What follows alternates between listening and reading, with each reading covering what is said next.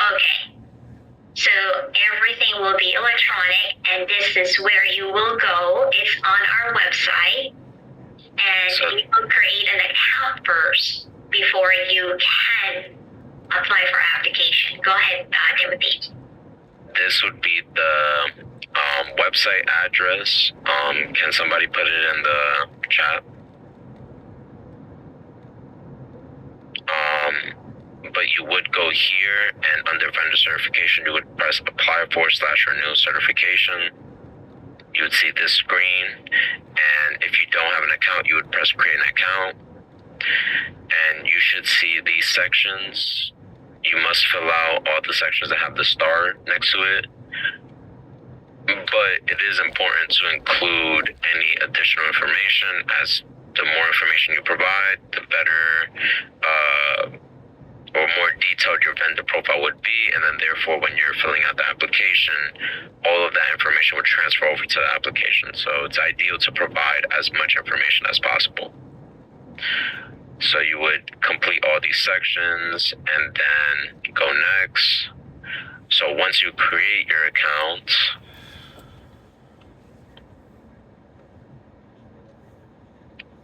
you would log in.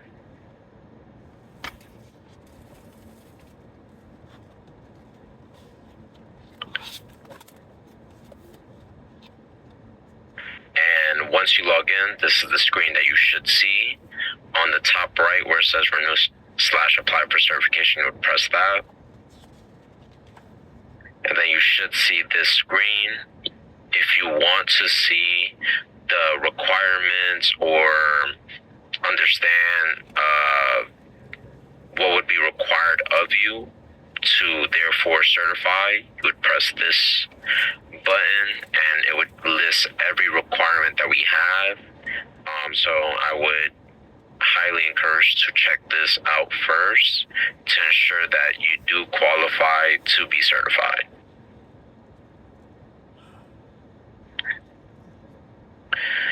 And then you would select an option, and I would assume for everyone you would start a new application. So you would press your firm would like to submit a new certification application. You would, if you're not located in Palm Beach County, Broward County, or Miami-Dade County, it will stop you there and say that you do not qualify for certification, so you must be located specifically headquartered in Palm Beach County, Broward County, or Miami-Dade County. So you would press that, and if you press your firm would like to certify with the school district of Palm Beach County, you would see to start a regular SBE application. And for this application, you would press this application is for, and then your company name. These sections should be already filled out if you filled it out properly when you were creating your account. And on the autofill section, it would show use existing account information. If you do have a prior application, this can speed up the process for filling out the application. But as a base option, you would press the top option to use existing account information, and it would use all of the information when you were creating your account. It would use it to autofill some portions of the application. So it's ideal to have it as detailed as possible, or provide as much information as possible. And for eligibility requirements, you must qualify for all of these questions. These questions are a basic list of questions that determine your eligibility. So you would press, is your firm for profit? You must be a for profit. You cannot exceed the revenues for each of the categories, so you would press no. You would press yes that you have been established and operational for at least 1 full year. And you would press your firm is located in Palm Beach County, Broward County, or Miami-Dade County. And this would be the correct answers to continue on with the application. If any of these are opposite of what's being shown, it will most likely not allow you to continue to apply.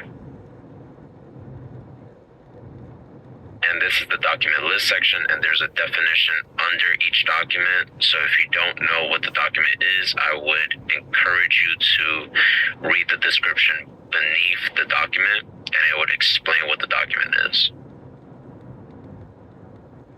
All of the mandatory documents are mandatory. You must provide these documents. If it's under the required section, you would only provide it if it's applicable to your firm. And if it's not applicable, you would press not applicable and lock it in. But all of the mandatory documents you must provide to certify. So you would press this box and click continue. And you would fill out each section.